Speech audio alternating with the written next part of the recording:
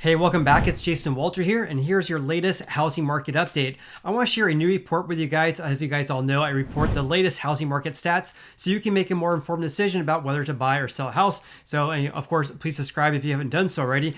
But let's go ahead and dive right into the video, and I want to share some concerns I have with the housing market right now. And this is according to a new report from the Mortgage Bankers Association, or the MBA. They published this today at the time of this video, which is April 13th.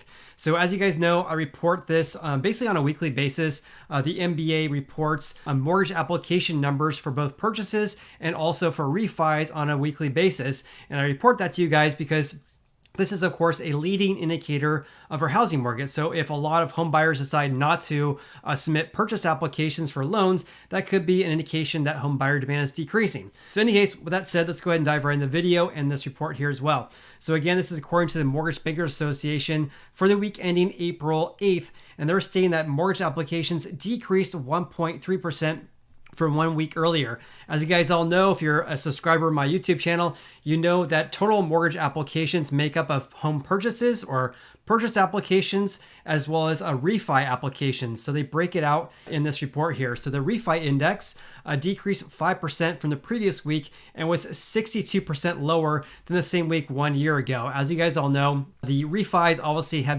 falling off a cliff because mortgage rates have been increasing greatly. So refis are really tied directly to mortgage rates because, of course, when rates increase, of course, refis go down.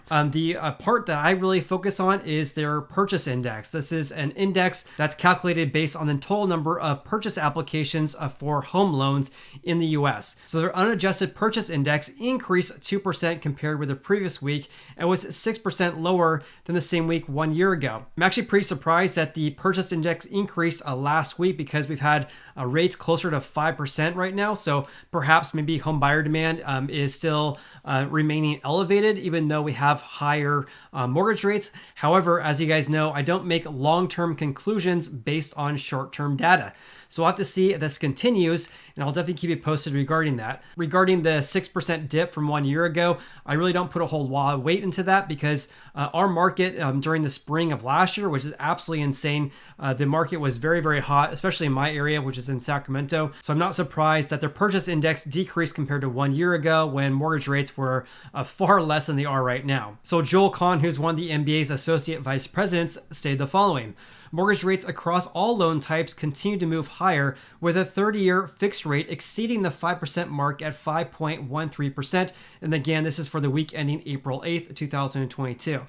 This is the highest since November 2018, as I guys reported to you guys a couple of days ago with my video regarding rates actually increasing to 5.25%. Refinance activity as a result declined to the slowest weekly pace since 2009. So here's the part where I am concerned about. I'm actually surprised, or actually I'm pleased that they actually mentioned this because I noticed this when reading this weekly report that the share of borrowers using ARMs or adjustable rate mortgage loans has been increasing. I've been reporting that to you guys. However, this is the first time I've seen it in their dialogue in the weekly report here. So it says higher rates, meaning higher mortgage rates, are increasing borrower interest in ARMs, which is our adjustable rate mortgages. Their share of applications last week, again, these are for loan applications, was at 7.4%. That is the highest share since June 2019.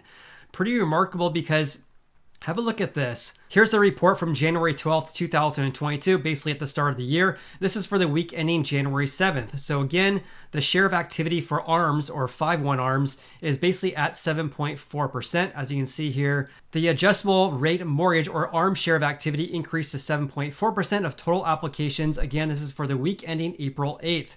However, when we look at January 12th, which is more or less the beginning of the year, the activity actually was only at 3.1% of total applications. So basically year to date, we have an increase in the share of activity by over double the share, which is just kind of a little bit concerning. For the week ending April 8th, 2022, let's look at different mortgage rates based on the loan product. So for the average contract interest rate for a 30-year fixed rate mortgage with conforming loan balances, that means balances of $647,000 or less, meaning not a jumbo loan, that was at 5.13%. Again, that's for a 30-year fixed rate mortgage, averaging 5.13% for this week. However, when we look at the average contract interest rate for a 5/1 ARM, meaning it's fixed for 5 years and then it becomes adjustable after that, the contract rate is only at 4.06%. So my concern is that because the rates right now are far higher for a 30-year fixed rate mortgage than an ARM, in my personal opinion, I think a lot of people are moving to ARMs because they're more affordable, meaning your payments can be actually less. So let me give you a brief example. This is according to the Mortgage News Daily. Right now, 30-year fixed rate mortgages are averaging 4.99% with paying 0.4 in points. In any case, assuming a loan amount of $350,000, that would give you a principal and interest payment of $1,877 per month for a 30-year loan. However, look at the rate for 5/1 ARMs. They're basically 1% less than 30-year fixed rate mortgages, and also the payment is a lot less as well. So the estimated payment would be $1,665, so approximately $200 less per month if you want to get a 5/1 ARM versus a 30-year fixed rate mortgage. All right, so going back to this report from the Mortgage Bankers Association that was posted on January 12th. This is for the week ending January 7th. Again, the share of activity for adjustable rate mortgages was only 3.1%. So I kind of want to see when that changed though, because right now, of course, that rate right now is at 7.4%. So have a look at March 30th, 2022, and this is for the week ending March 25th, 2022. The adjustable rate share was actually increased to 6.6%. So basically went from 3.1% at the beginning of the year. Now, as of the end of March, we're basically at double the share at 6.6%. And in my personal opinion, this is because the rate on adjustable rate mortgages is a lot less than a 30-year fixed rate mortgage. And of course, home prices have been increasing greatly. So in my personal opinion, I think there's going to be a lack of housing affordability. And so people are either going to move to more affordable areas.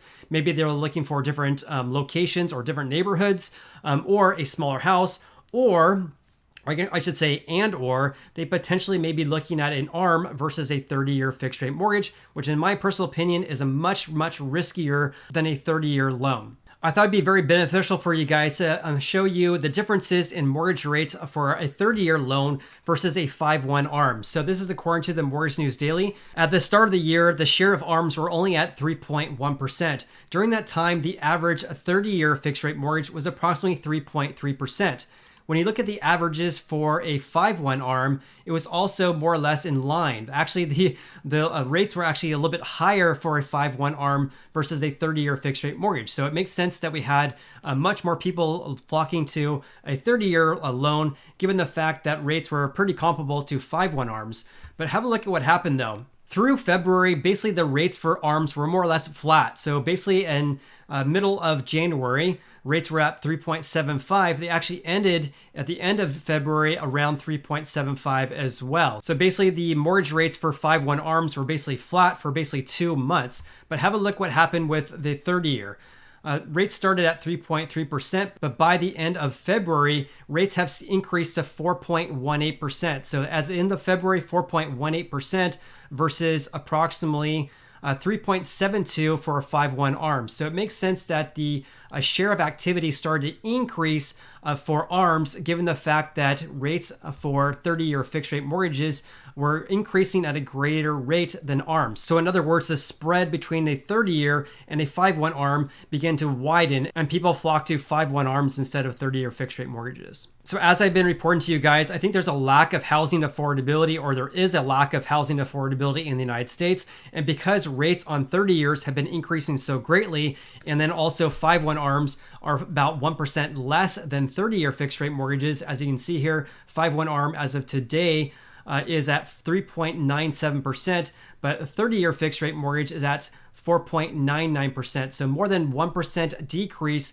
for a 5/1 ARM. And so I think a lot of people are flocking to ARMs because they're seeing that home prices are increasing and they're getting priced out of this market. So they move to more risky loan product where their payment is a lot less. In any case, this also coincides with a new report from the National Association of Realtors. They had a study that showed the lack of affordable housing is the biggest obstacle to home buying right now. This was published yesterday. So it said the lack of affordable houses is a top obstacle holding back potential home buyers of all races. The biggest challenges identified were the following: a lack of affordable houses, a lack of homes that fit their criteria, competing with multiple offers, and saving for a down payment. So the National Association of Realtors had this to say: record high home prices and record low inventory have made the home buying process exceedingly difficult. Another key headwind that buyers are facing right now is, of course, rising inflation numbers. So rising inflation means home buyers will be looking for homes that are about $40,000 cheaper than 1 year ago. And this is according to a new report that was actually just published today as well, according to the National Association of Realtors. It says inflation accelerated to 8.5% in March, the strongest pace in 40 years. If you missed my previous video, I went in detail regarding inflation numbers, so I'll leave a link below for you in case you didn't see that video already. So it says with inflation running this high, the average consumer is spending $500 more compared to 1 year ago, or $6,132 per year. The higher spending on other consumer items means that the consumer will have less income to spend on a mortgage payment and will be looking for a home that is about $40,000 cheaper. So as you can see here, here's the additional spending per month due to inflation. The light blue line here's for 2021. The dark blue line is for 2022. So additional spending is $511 per month due to inflation, whereas it was only $160 last year. The biggest differences here really are energy. So energy is at $182 per month in additional spending for energy this year versus $66 last year. And prices of energy services and commodities rose at the steepest pace of 32% as energy commodities, which are oil and gas, spiked by 48.2%. Nearly a third of the $500 additional spending is for energy services and commodities at $182 extra per month. Meanwhile, asking rents are up 11% year over year, according to the latest for the Consumer Price Index. The largest consumer spending is on shelter, making up 32% of all spending. And here's a key takeaway regarding this article here.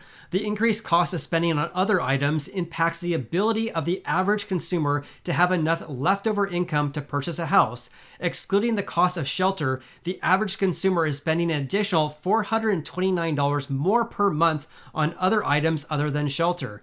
Meanwhile, average weekly wages rose only $212 per month, so the consumer is short by $217 per month. And to make matters worse, we also have a lack of houses for sale at below $250,000 in the US, and that makes it more difficult to find, of course, lower priced houses. As of February 2022, home prices at $250,000 or less accounted for only 29.5% of existing home sales. That's down from 47.5% in January 2020. So have a look at this. This is the latest data from the National Association of Realtors, which is actually for February. This is the percent change in existing home sales from a year ago by price range. As you can see here, houses that sold for less than $100,000 decreased 16.4% compared to 1 year ago. In the range of $100,000 to $250,000, houses that sold within that range decreased by a whopping 26.1%,